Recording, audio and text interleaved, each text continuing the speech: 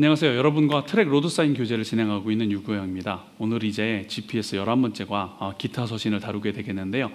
기타 서신 또는 공동 서신이라고 불리는 이 서신서들은 우리가 지난주에 다룬 바울 서신서, 마지막 성경책이었던 빌레몬서 다음에 있는 성경책들이죠. 히브리서, 야고보서, 베드로 전후서, 요한 1, 2, 3서, 유다서까지가 우리가 기타 서신 또는 공동 서신이라고 부르는 책들입니다.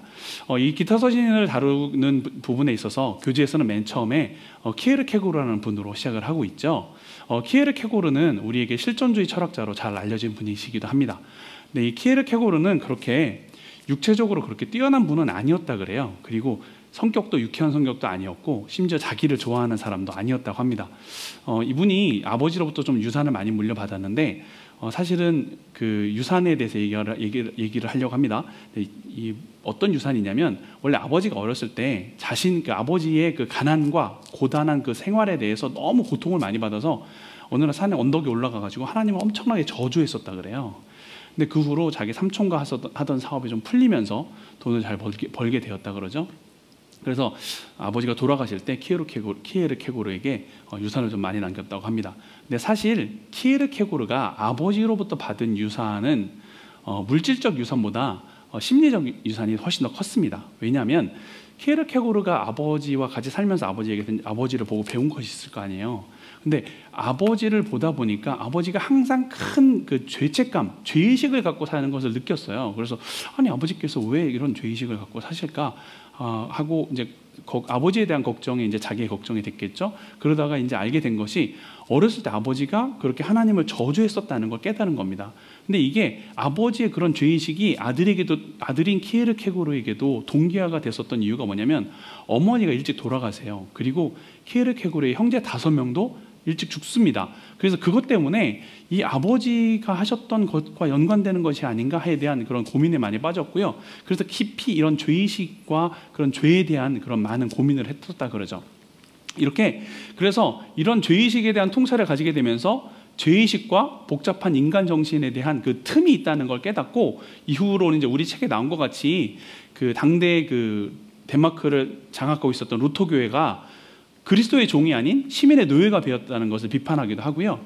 그리고 나서 이제 그 시대의 철학 사조가 그 관념론이었는데 원래 임마누엘 칸트의 관념론은 기독교적 그 관념론이었다면 이 시기의 관념론은 헤겔의 관념론이었는데 이 헤겔의 관념론은 주류가 좀 나눠지기는 하는데 하나님의 실존에 대해서 하나님의 존재에 대해서 무시하거나 하나님에 대한 반기독교적 그 사상이 많이 퍼져 있었습니다. 그래서 그것에 대해서 비판하는 글을 썼고 그래서 그는 불완전하고 끊임없이 발전해야 되는 인간에 대해서 강조하는 그런 실존주의 철학으로 발전해 나갔죠.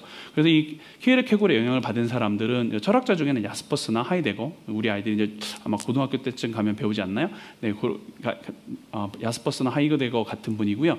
신학자 중에는 스위스로 이 키에르케고르의 글이 많이 전달이 되면서 스위스 쪽에 있는 신학자든 칼 바르트 같은 분들에게 영향을 끼쳤다고 합니다. 제가 좋아하는 키에르케고르의 그 말이 있는데 그 뭐냐면 사람들은 무대에 선 설교자가 배우고 자기들이 관객인 것처럼 그 설교자의 그 설교를 비판하거나 칭찬하는 경향이 있는데 사람들이 잘못 알고 있는 것이다.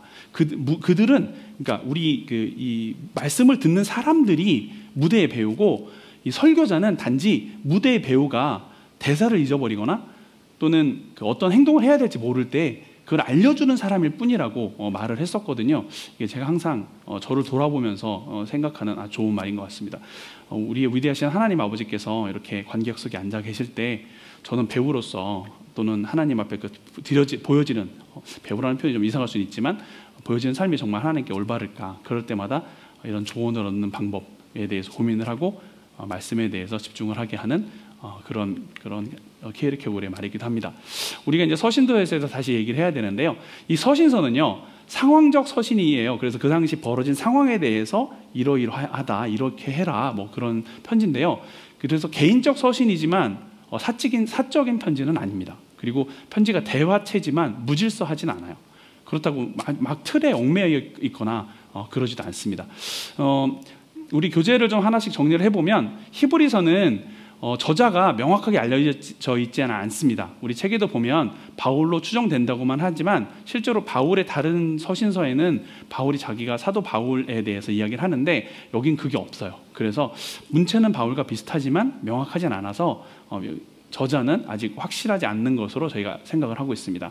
히브리서의 대상은 글자 그대로 히브리인들, 즉 유대인들을 대상으로 쓴 편지고요. 그 주제가 대제사장이신 그리스도 그리고 그를 믿는 믿음에 대해서 이야기를 하고 있습니다. 야고보서는 야고보가 쓴 책인데요. 여기서의 야고보는 예수님의 제자 요한의 형 야고보가 아니고요. 예수님의 동생, 육신의 동생, 예수님의 어머니인 마리아와 예수님의 육신의 아버지인 요셉 사이에서 태어난 그 형제가 야고보와 유다인데, 오늘 여기서 나오는 야고보서와 저 밑에 있는 유다가 그 저자들입니다. 즉 예수님의 동생 야고보가 쓴 편지가 야고보서고요. 여기서 강조하는 내용은 믿음과 그 믿음을 보여주는 행동, 실천적인 교회가 어때야 되는가에 대해서 보여주고 있습니다. 베드로전서와 베드로후서는 저자가 베드로고요. 교회 안팎의 위기와 소망에 대해서 이야기를 하고 있습니다. 베드로전서의 주제가 고난에 대한 위로라고 한다면 베드로후서의 주제는 거짓 교사에 대한 경고입니다. 왜냐하면 그 앞에 있는 베드로전서는 외부로부터 오는 교회 위기, 박해나 그 당시 로마에서의 교회 박해가 이제 계속되면서 교회 위기에 대해 이야기를 한다면, 베드로 후서는 교회 내부에 그 여러 가지 이단들이 일어나거나 또는 그런 이단들이 일어나거나 또는 그 교회에서 여러 가지 분파주의가 발생하는 것에 대해서 그런 위기를 통해서, 오히려 그 위기를 통해서 보이는 그리스도의 소망을 좀 보여주는 게 베드로 후서가 되겠습니다. 요한 1, 2, 3서가 있는데요. 요한 1, 2, 3서는 저자가 요한입니다. 근데 재밌는 건 요한이 자기를 사도라고 밝히지 않고 장로라고 밝히는 게 좀 재밌는 점이기도 해요. 근데 여기서 요한은 사랑의 윤리를 이야기를 하고 있는데, 이 요한이 요한복음에서 나온 그 사랑이 연결되어서 요한 1서, 요한 2서, 요한 3서와 연결되어서 예수 그리스도를 통한 사랑이, 그 사랑의 실천이 성도들이 마땅히 해야 되는 바이다. 단지 이론으로 끝나지 말고 그것을 몸소 실천해서 열매 맺는 사랑이 되어야 한다, 이렇게 말을 하고 있죠.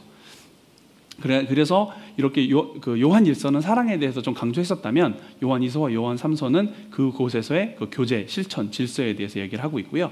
유다서는 말씀드린 것처럼 예수님의 동생, 육신의 동생 유다가 쓴 성경이고요. 그 당시 이단 침투에 대해서 이야기를 하고 그에 대한 오염, 그리고 그에 대한 경계에 대한 글을 쓴 편지가 되겠습니다. 이 서신서, 기타 서신서에 대해서 이렇게 어느 정도 아이들한테 설명을 하신 다음에 질문을 한번 이렇게 던져도 괜찮을 것 같아요. 지금까지 우리가 짐승을 제물로 드려왔는데, 그 구약시대 짐승을 제물로 삼아서 속죄제를 드리는 거랑 예수 그리스도께서 십자가에서 단번에 죽으신 것과 어떤 차이가 있느냐, 아이들한테 질문을 한번 던져보세요. 교재를 작년부터 계속 해왔던 아이들은 어느 정도 답변을 할 수 있을 텐데요.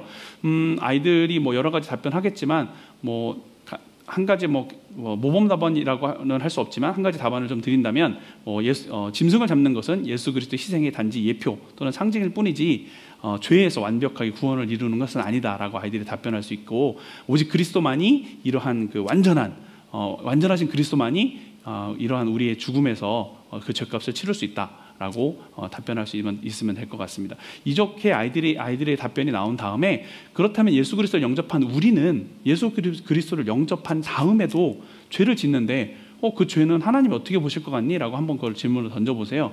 아이들이 아마 여러 가지 답변을 할 것 같은데, 그 답변을 이제 마무리해 주시면서, 하나님은 우리의 죄를 보시는 게 아니라 우리 죄를 덮어주신 예수 그리스도의 완전한 의를 보신다. 그리고 우리도 그리하여서 의롭다함을 받았다라고 아이들과 정리를 해주시면서 그 기타 서신서에 대해서 그 도입부 그리고 이제 그 대그룹 시간을 정리하시면 될 것 같습니다. 소그룹 시간으로 넘어오시면 이 파워 증강 부분이 있는데, 파워 증강은 야고보서 3장을 읽고 2절부터 12절까지 읽고 거기서 우리 혀에 대해서 이제 아이들과 함께 다뤄주시면 좋을 것 같아요.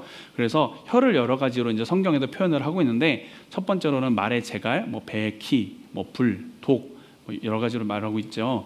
말의 재갈에 대해서는 혀를 제어하지 않으면 오히려 혀의 통제를 받게 된다, 이렇게 말을 하시고요. 왜냐하면 그 재갈을 물리지 않으면 오히려 말을 탄 사람이 말에게 끌려다녀야 되거든요.